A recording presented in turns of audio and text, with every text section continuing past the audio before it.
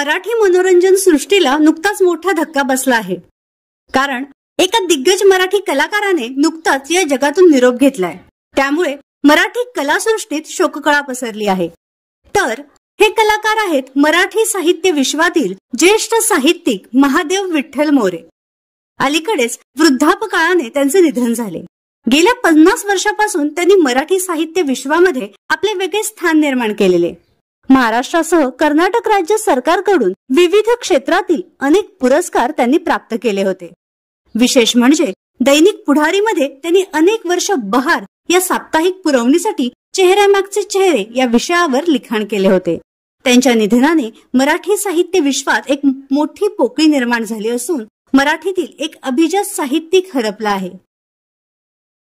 तर आपल्या चॅनलच्या परिवारातर्फे त्यांना भावपूर्ण श्रद्धांजली।